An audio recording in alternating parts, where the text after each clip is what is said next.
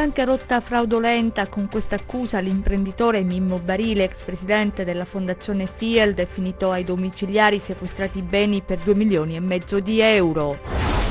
80 avvisi di garanzia emessi dalla Procura di Castrovillari per l'alluvione che colpì Corigliano e Rossano nel 2015, duro il commento del procuratore Eugenio Facciolla, che ha parlato di mancanza del senso dello Stato.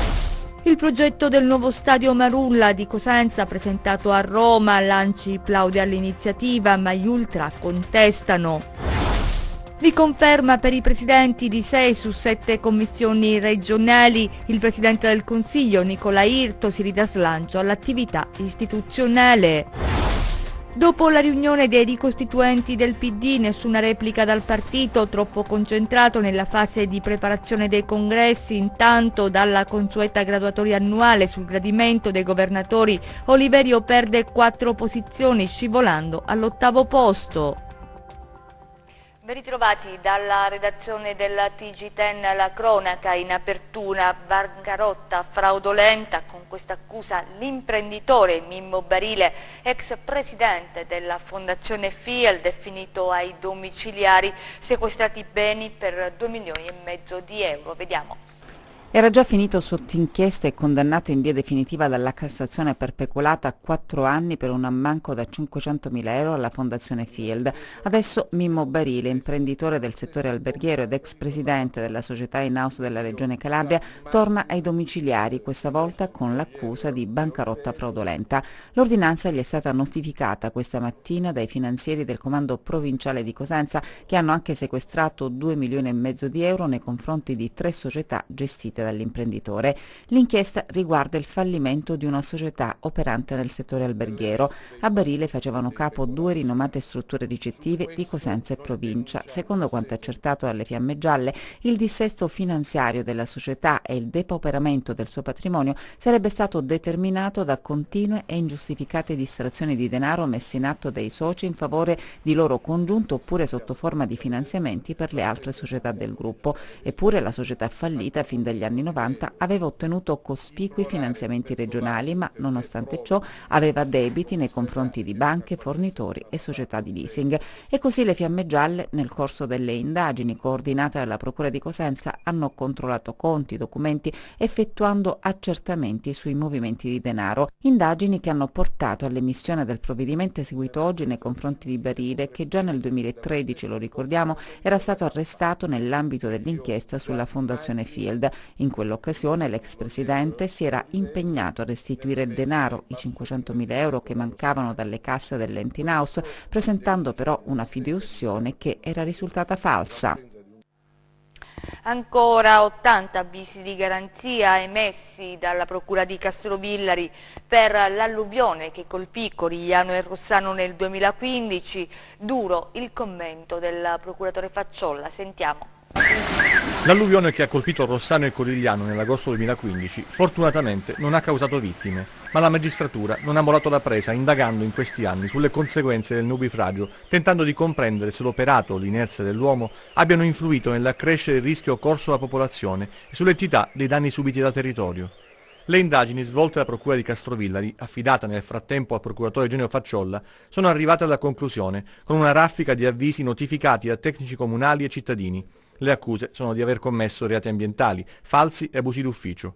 A supporto dell'inchiesta, le relazioni redatte dai periti che all'epoca studiarono a fondo le aree interessate dalla fuita dell'acqua, individuando e evidenziando tutti quegli ostacoli e quelle omissioni che hanno messo a repentaglio la vita di migliaia di persone. Ci sarebbero dunque responsabilità di pubblici amministratori perché il territorio sarebbe stato di fatto cementificato in maniera scellerata, ignorando la presenza dei corsi d'acqua, a volte costruendo all'interno degli alberi, tombando fiumi, costruendo palazzi, magazzini e garage in zone che erano ad alto rischio di dissesto idrogeologico. C'è di più, ci sarebbero anche dei documenti falsi a supporto di operazioni edilizie e cifre irrisorie pagate come corrispettivo per ottenere condoni per sanare gli abusi esistenti. Il tutto in sfregio a quel senso dello Stato più volte richiamato dal procuratore Eugenio Facciolla, che non si esprime, come è giusto che sia, con l'inchiesta in corso, ma non risparmia strali per quegli amministratori che, come sembra, potrebbero aver deviato la loro funzione. La nostra pagina politica con il diario di bordo.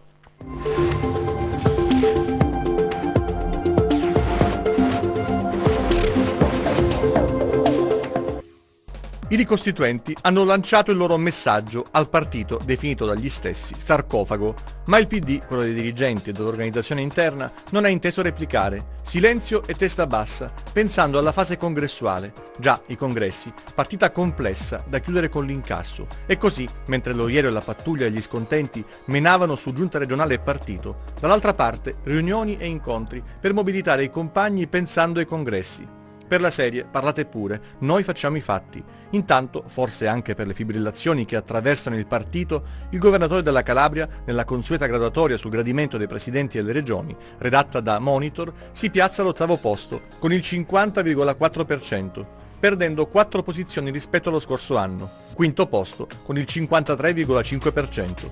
Volgiamo lo sguardo all'Arsac, dove i lavoratori, dopo un confronto serrato con i sindacati, chiedono alla regione di chiudere la lunga stagione del commissario e passare a una gestione ordinaria. Non sarà facile in questo momento, anche se l'agricoltura meriterebbe un minimo di serenità in più. Nessun rinvio del referendum per la fusione tra Rossano e Corigliano, così come voleva il sindaco Geraci. Le cose da sistemare e da mettere a posto verranno analizzate in una riunione congiunta dei 2 consigli comunali a fusione avvenuta.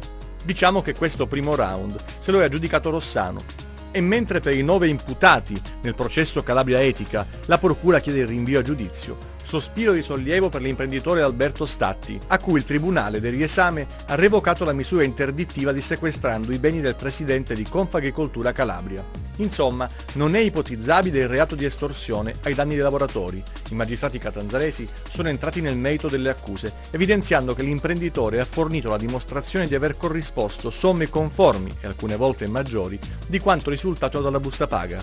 A Catanzaro, il deputato regionale Domenico Tallini, dopo il rinvio a giudizio per l'inchiesta Multopoli, si dice sereno e si affida alla magistratura. Attendo con serenità, il processo farà chiarezza e sancirà la mia totale estraneità ai fatti. Ho pagato tutte le multe, come testimonia, ha detto, la cartella di Equitalia per 4.000 euro. Riconferma per i presidenti delle commissioni regionali il presidente del Consiglio, Nicola Irto, dice si ridà slancio all'attività istituzionale. Vediamo. A Palazzo Campanella la rielezione oggi degli organi delle 5 commissioni permanenti affari istituzionali, la prima bilancio, programmazione economica e attività produttive, la seconda, la terza sanità e attività sociali, la quarta assetto e utilizzazione del territorio, protezione dell'ambiente, la quinta riforma delle 2 speciali commissione contro l''ndrangheta e commissione vigilanza. A scrutinio segreto i membri della prima commissione hanno rieletto nella carica di presidente il consigliere Franco Sergio Oliverio presidente, vicepresidente il consigliere Mario Magno del gruppo misto. La seconda commissione ha confermato nella carica di presidente il consigliere Giuseppe Aieta del PD, vicepresidente è stato eletto il consigliere Fausto Orsomarzo del gruppo misto. Riconferma anche per la presidenza della terza commissione con il consigliere Michele Mirabello del PD, vicepresidente il consigliere Sinibaldo Esposito dell'NCD. Anche la quarta commissione consiliare ha riconfermato nella carica di presidente il consigliere Domenico Bevacqua del PD, vicepresidente eletto il consigliere Domenico Tallini del gruppo misto. La commissione contro l''ndrangheta in Calabria ha riconfermato nella carica di presidente il consigliere Arturo Bova dei Democratici Progressisti. La commissione vigilanza ha confermato nella carica di presidente il consigliere Ennio Morrone di Forza Italia. Il rinnovo di 6 su 7 organismi consiliari, ha detto il presidente del Consiglio regionale Nicola Irto, consente continuità e ridà slancio alle attività istituzionali. Le altre notizie di cronaca nelle nostre brevi.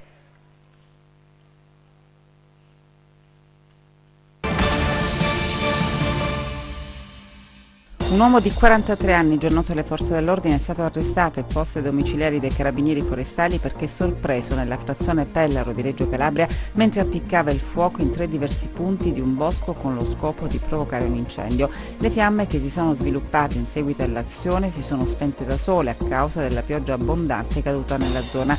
I carabinieri hanno sequestrato l'accendino che l'uomo aveva utilizzato per appiccare l'incendio. Il giudice ha successivamente convalidato l'arresto disponendo nei confronti dell'uomo l'obbligo di presentazione quotidiana all'autorità giudiziaria. Non ha riportato gravi conseguenze l'autista del tir adibito al trasporto di materiali inerti che ieri ha preso fuoco mentre era in transito sulla statale 280 in località Germaneto di Catanzaro. Le fiamme partite dal vano motore si sono subito estese all'intero veicolo. L'autista, accortosi del problema, ha fatto in tempo ad accostare il mezzo e ad abbandonarlo.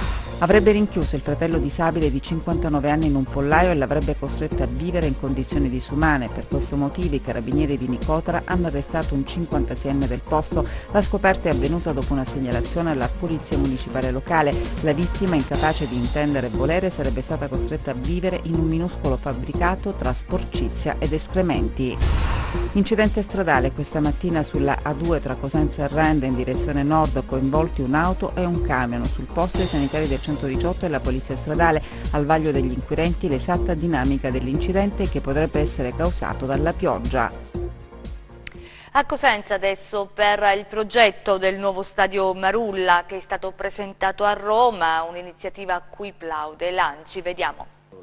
Il progetto di prefattibilità del nuovo stadio San Vito Marulla di Cosenza è stato portato ad esempio in un seminario dell'ANCI sul tema le prospettive di sviluppo dell'impiantistica sportiva alla luce del rinnovato quadro normativo. Ad introdurre i lavori nella sede di Roma dell'Associazione Nazionale Comuni Italiani è stato Mario Chiuto, nella doppia veste di sindaco di Cosenza e delegato ANCI all'urbanistica e ai lavori pubblici. Abbiamo messo su come ANCI un rapporto molto proficuo e collaborativo con la società Bifutura della Lega, perché attraverso una piattaforma potrà costituire anche la possibilità per i comuni italiani di riqualificare gli impianti sportivi, non solo adeguandoli a quelli che sono i criteri contemporanei rispetto alla visione del gioco del calcio, ma anche approfittando di questa occasione per riqualificare e rigenerare parti della città che sono cresciute negli ultimi decenni ma in modo sbagliato, creando episodi di emarginazione sociale e di insicurezza urbana.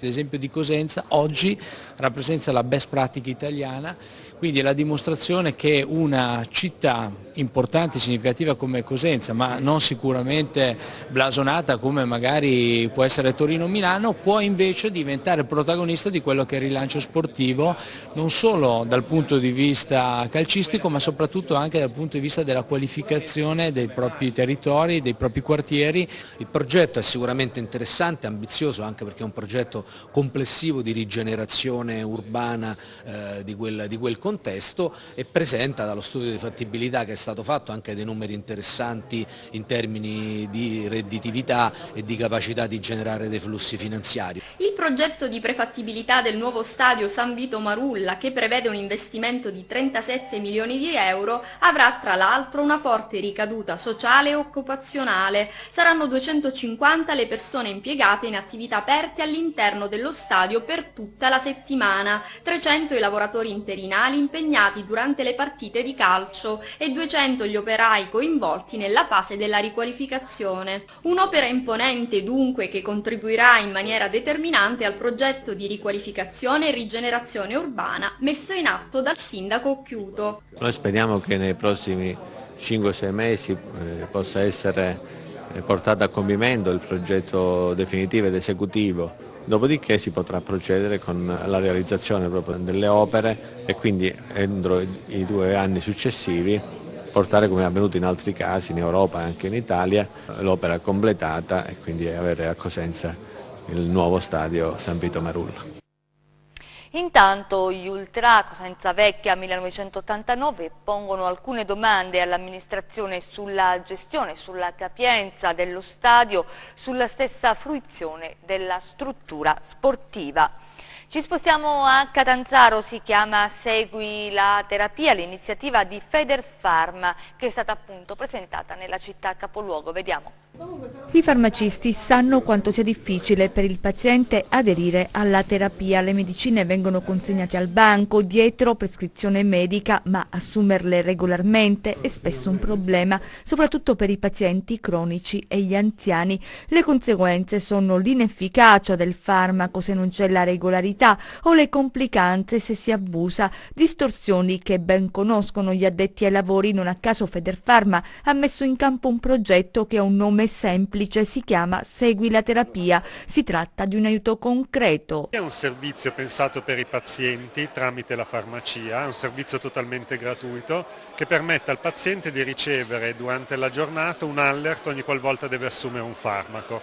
L'alert può essere un SMS, un alert via app o una telefonata che può arrivare sia sul fisso di casa che sul cellulare. Ricordiamo anche al paziente il prossimo esaurimento della confezione, quindi il paziente ha modo di andare dal medico, farsi fare la ricetta e poi andare in farmacia ed acquistare il farmaco. Il compito della farmacia è coinvolgere i pazienti che richiedono questo livello di attenzione in più, sia nell'ottica della farmacia dei servizi, sia di fidelizzare il paziente e renderlo più vicino alla propria farmacia di fiducia. Il progetto presentato in un workshop a Catanzaro, presente il direttore generale dell'azienda sanitaria provinciale. Il problema dell'aderenza terapeutica per quanto riguarda l'uso dei farmaci è un problema che interessa molto da vicino anche l'azienda sanitaria locale, che poi è l'ente che paga le risorse per acquistare i farmaci.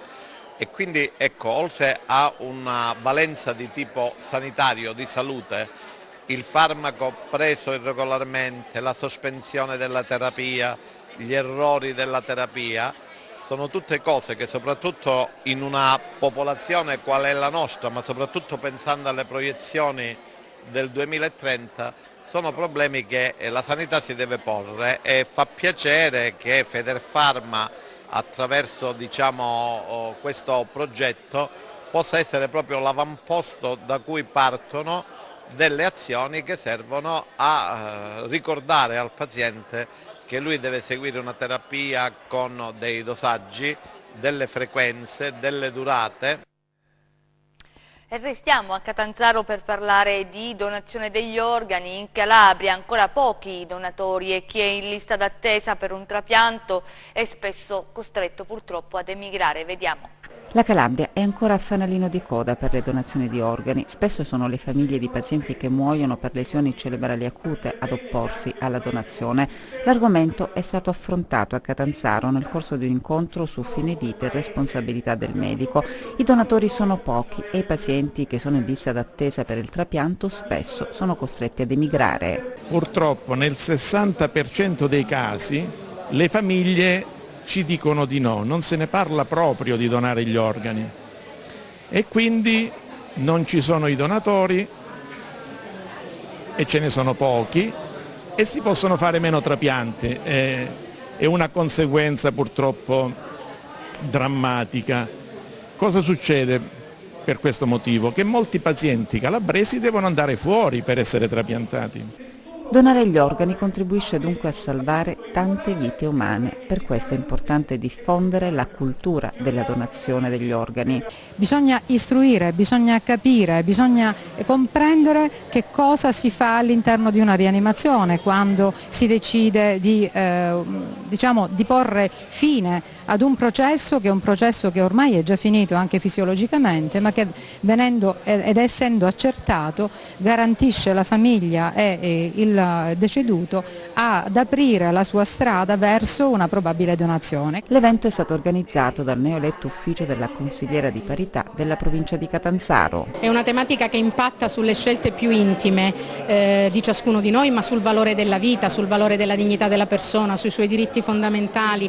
Eppure nel nostro ordinamento giuridico non c'è una legislazione di riferimento. La donazione d'organi è uno dei contenuti fondamentali del testamento biologico, delle disposizioni di trattamento. Bene, purtroppo vedono la nostra Calabria buona ultima nelle donazioni d'organi e questo ci rattrista. Quello che vorremmo fare è tentare di implementare la cultura della donazione affinché anche la nostra Calabria possa attestarsi ai livelli nazionali.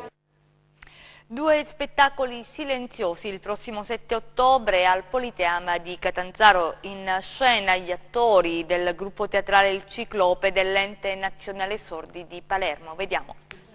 Il 7 ottobre prossimo al Politeama di Catanzaro 2 spettacoli promossi dal gruppo teatrale Il Ciclope dell'Ente Nazionale Sordi di Palermo. L'evento organizzato dalla sezione provinciale ENS Catanzaro in collaborazione con il Consiglio regionale ENS Calabria è stato presentato nel corso di una conferenza stampa presso la Biblioteca Comunale De Nobili. Saranno spettacoli silenziosi, in scena infatti attori sordi. Questi 2 spettacoli servono per dimostrare che i sordi sono capaci di organizzare questi eventi. Sarà utilizzata solo esclusivamente la lingua dei segni. Anche Maurizio Scarpa, quindi la pallina rossa, utilizzerà la lingua dei segni essendo una persona sorda e farà degli spettacoli per rivolte ai bambini e adulti. Ci sarà una piena integrazione tra udenti e sordi perché lo spettacolo è accessibile anche per gli udenti. Io ho già avuto esperienza l'anno scorso vedendo proprio un loro spettacolo in Sicilia, sono rimasto molto emozionato, molto sbalordito, ho visto solo uno spettacolo eccezionale e speriamo che sarà la stessa cosa qui in Calabria. Un'iniziativa che ha un grande valore sociale ed è patrocinata dal Comune di Catanzaro e dal MIBACT. Come Comune di Catanzaro non poteva mancare la mia vicinanza anche in virtù del legame che c'è tra il Comune di Catanzaro e l'ente sordi che svolge un'opera meritoria nella nostra città. Inaugurato a Scalea, siamo nel Cosentino, l'anno sociale del Rotary, vediamo.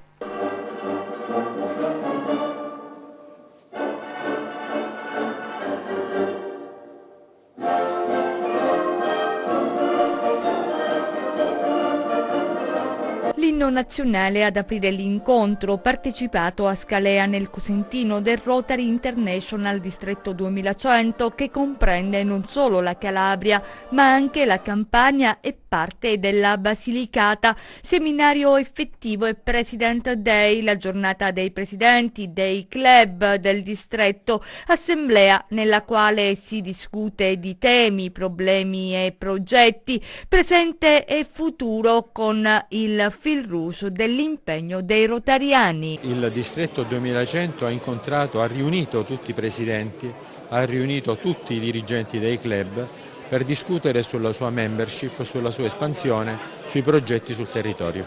L'impegno del Rotary in Calabria, ed essendo un distretto che comprende più regioni anche in Campania e nella parte della Basilicata che va con noi, è quello di essere un attore sociale sul territorio, di identificare i bisogni, di lavorare per poterli affrontare, di essere di supporto alle amministrazioni e alle comunità locali.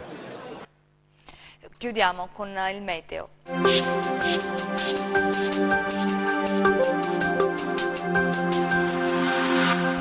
Ben ritrovati da meteoincalabria.it. Anche nelle prossime 24-48 ore il tempo rimarrà variabile, a tratti instabile, per la persistenza di correnti fresche in quota collegate ad una vasta area ciclonica attiva sull'Europa centrale. Vediamo quindi le mappe in dettaglio. Oggi nuvolosità sparsa associata a precipitazioni che sui versanti ionici potranno assumere anche carattere temporalesco. Temperature in lieve calo. Domani brevi rovesci, anche temporaleschi, interesseranno, specie nelle ore centrali, l'Aspromonte e le serre di versanti orientali della Sila. Altrove bassa probabilità di fenomeni, con cieli poco al più parzialmente nuvolosi. Temperature stazionarie. Passiamo ora alle mappe di mari e venti. Oggi mari calmi con venti deboli a regime di brezza. Domani mari poco mossi o mossi, con venti da quadranti settentrionali. Per ulteriori dettagli consultate il sito www.meteoincalabria.it. È tutto, grazie per la cortese attenzione, appuntamento a domani.